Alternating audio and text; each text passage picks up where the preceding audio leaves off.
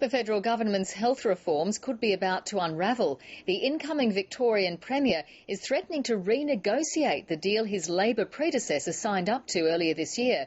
Ted Baillieu has vowed to put the National Health Agreement under the microscope, and other states could follow his lead if Labor loses next year's elections in New South Wales and Queensland. Chief Political Correspondent Mark Simpkin.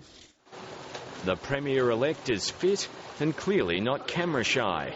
Now Julia Gillard has two budgie smuggling Liberal leaders to worry about. You're not the Messiah, you're just a very naughty boy.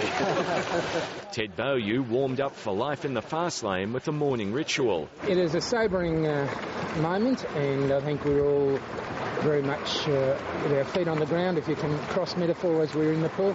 He says he doesn't have a personal problem with the Prime Minister, but does take issue with some of her policies. I'm an egg hatcher, not a chicken counter.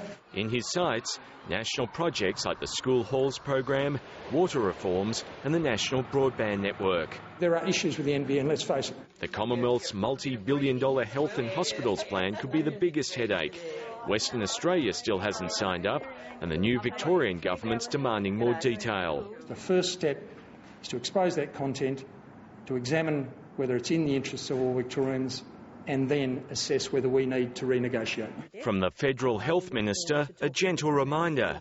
If the deal dies, Victoria will lose out on hundreds of extra hospital beds. This is a deal which we believe is a good deal for Victoria, and we're very keen at the earliest opportunity to be able to provide a proper briefing to the Victorian government. I'm very concerned that the whole agreement could come undone, and that would be to the great detriment of the people of New South Wales. New South Wales and Queensland go to the polls next year, and the results could make life more difficult for Julia Gillard.